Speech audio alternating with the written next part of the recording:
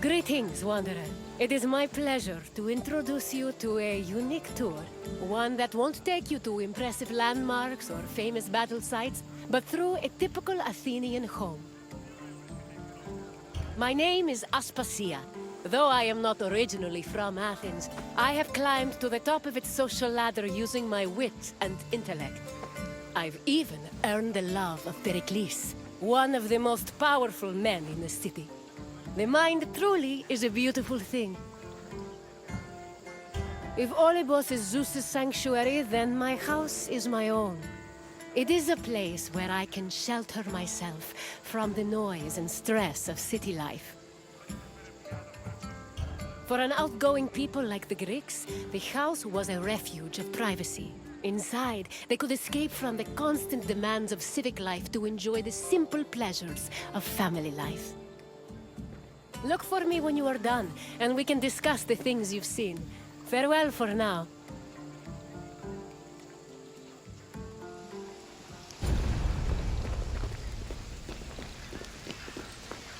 The house, or oikos, was a residence for Greek families and their slaves. Contrary to modern houses, which look outward, the Greek household was built to look inward on a courtyard. The courtyard was the house's central fixture. It was the building's main source of daylight, and also the location of religious altars dedicated to worship. The building itself was made up of familiar accommodations, including bedrooms, storage rooms, a kitchen, and a living room. Women were generally in charge of tending to the home, which in Greece was called oikonomia, a term that inspired the modern word economy.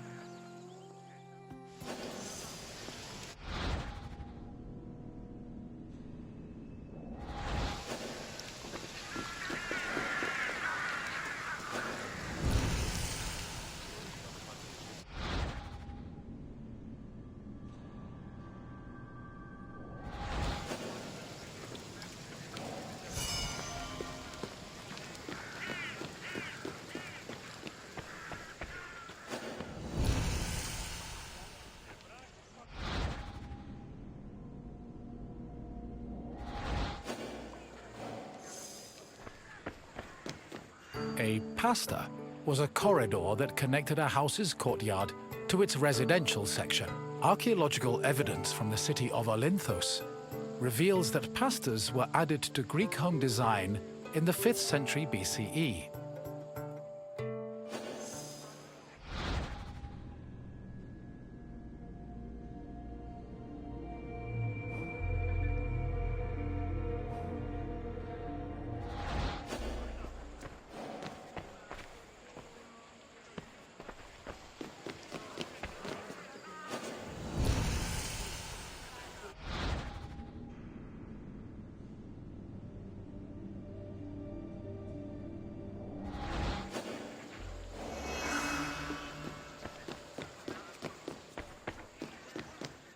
Greeks had no qualms about combining their work and their private lives, and many of them worked from home. Artisans like blacksmiths, sculptors, and potters often had workshops in their houses. Some even operated small stores to sell their work. Similarly, doctors were known to treat patients in special offices located in their homes. Women also worked in the house and were responsible for making textiles, as well as producing clothes and supervising weaving, which was carried out by slaves. If the household was wealthy enough, they could even produce a surplus of textiles to sell in times of financial difficulty.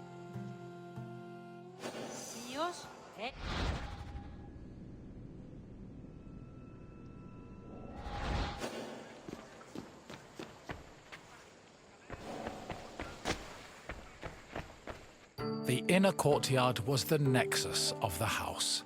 Functionally, it allowed air to circulate and also provided access to most of the rooms. It also sometimes housed a well or a cistern that collected rainwater. In the center of the courtyard was an altar to Zeus Hercules, who served as the protector of the household. Women would often use the space to sew and cook, while children used it as a play area. Furthermore, if the family had pets or animals, the courtyard was where they were allowed to run free.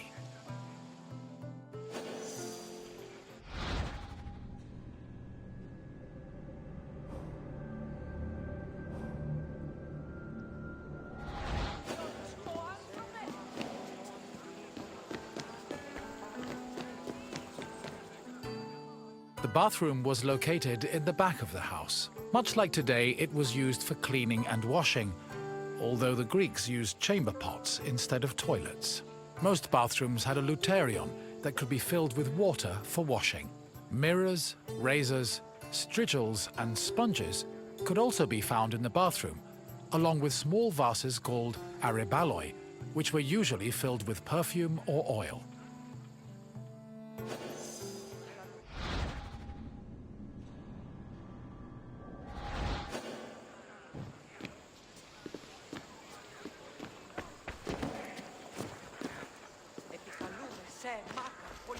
Greek homes had kitchens where the family's meals were prepared.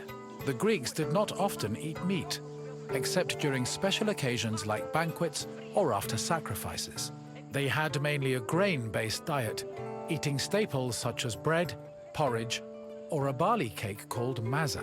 They also occasionally ate poultry, fish, and other seafood, as well as fruits, vegetables, goat milk and cheese, and olive oil. Food was cooked on a tripod, or sometimes in a klibanos, which was a sort of mobile oven. Other cooking implements included braziers, mortars and pestles, a spit to hold food over a fire, platters, and frying pans. The family also used the kitchen to store food in containers called pithoi.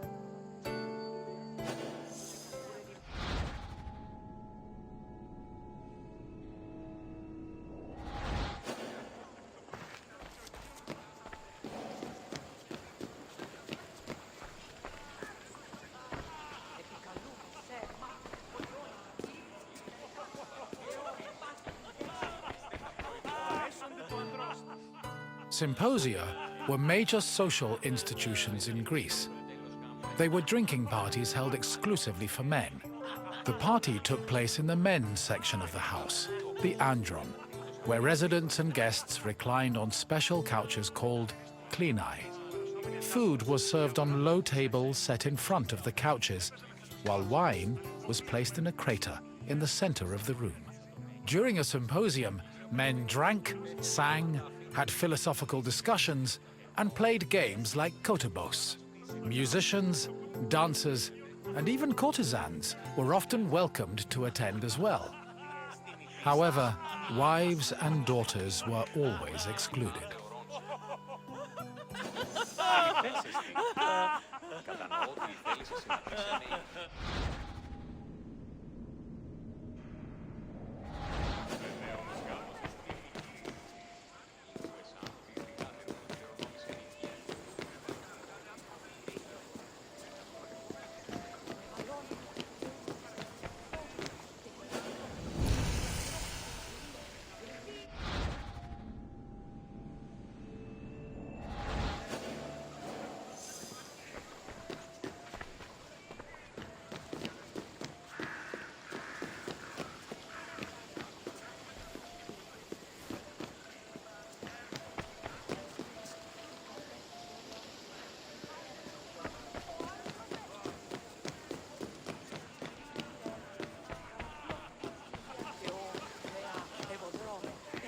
The Pyrgos, or upper stories, was the women's quarter of the house, where they could pursue their activities and observe the city without being seen themselves.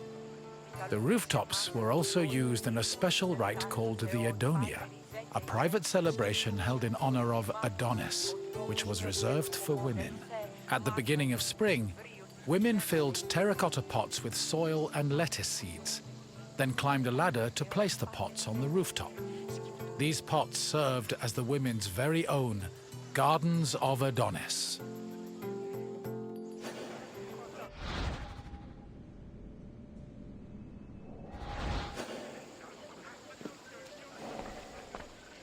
I hope you now have a better understanding of the routines and home life of the Greek people. What would you like to do next?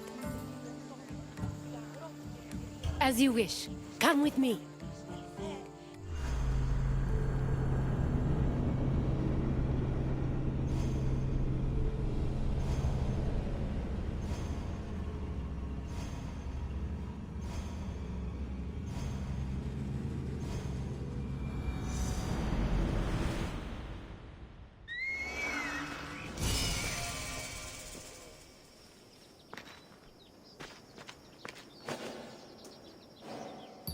my friend! How fortuitous to run into you in this most intoxicating place!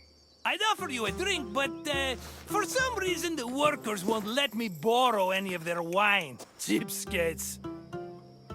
Why, I'm Marcos, of course, one of the most successful merchants in all of Greece. You really haven't heard of me? My name is known from Kefalonia to Kos. If you've ever paid money for something, I probably received a percentage. But enough about me. Let's go back to what you're doing here. You know, I once started my own wine business on Kos.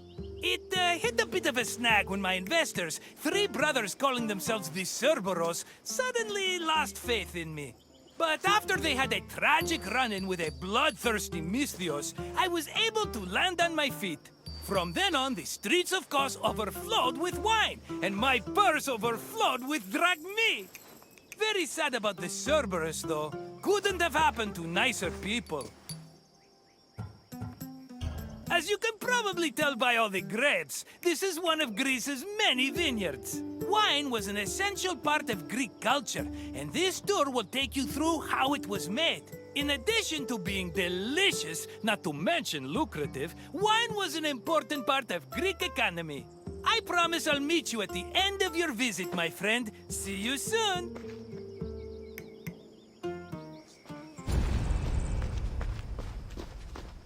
Winemaking dates back to the 4th or 3rd millennium BCE. It became widespread in Greece during the Bronze Age, and within centuries the Greeks had refined it further. The first step in the process was always harvesting, where grapes grown on rows of vines were collected by vineyard workers. According to Homer, harvesting was often accompanied by music to give it a more festive atmosphere. Ancient Greek wine mainly came in 3 different varieties: Osteros, Glucathion, and Autokratos. It could be flavored with spices, herbs, resin, and even perfume. It was also much stronger than modern wine, with an alcohol percentage of approximately 16%. Because of this, the drink was mixed with water to make it more palatable.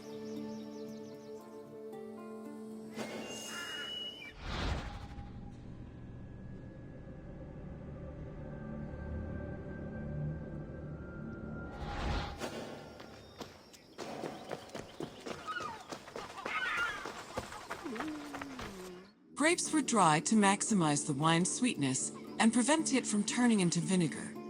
In most vineyards, the drying process involved laying the grapes out on the ground under the heat of the sun, then covering them at night to protect them from accumulating dew. According to Hesiod's poem, Works and Days, the ideal time to dry grapes was 10 days and 10 nights. When they were finally completely dried, the grapes were collected in jars, just as they are today.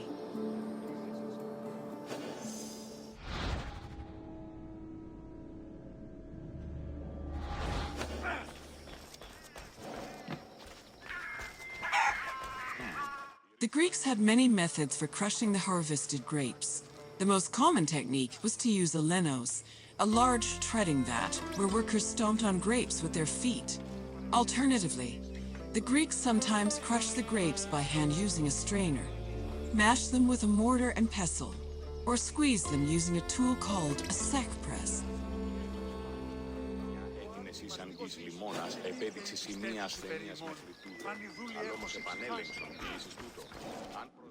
After the grapes were pressed, the resulting juice was poured into large containers called pithoi, where it fermented. Once fully fermented, the wine was filtered through an ethmos, or sack, which separated it from the residual yeast called lees. The wine was then placed in a special storage room. The room was half buried to keep it dry and maintain a consistent temperature of 15 degrees Celsius. These measures ensured the wine wouldn't lose any of its quality before being shipped to market.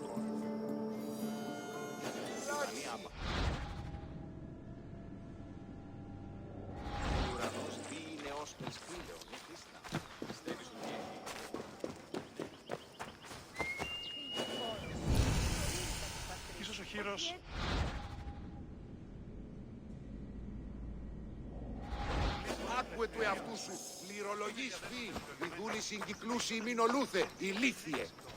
Οι θεοί... When the wine was ready to ship, it was poured into storage containers called amphoras.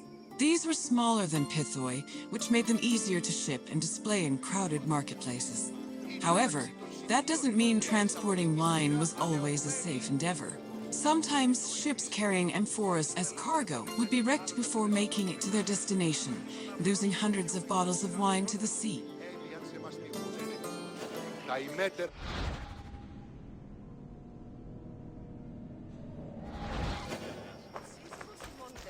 Ισχυρός εντός. Πώς δυνατόν η ώρα ένα... Ah, my friend, are you drunk with knowledge? I hope you enjoyed yourself learning about all the picking, stumping, and bottling that goes into making Greece's favorite beverage. Maybe if my customers understood how hard winemaking was, they'd agree more with my perfectly reasonable prices. But let's talk about something else, yes? What else can I do for you? If you say so, my friend, I hope we see each other again soon. Κύριο Ξύνας, ικανή ανοίξε τα στήρας, ειδικός των αποθηκών.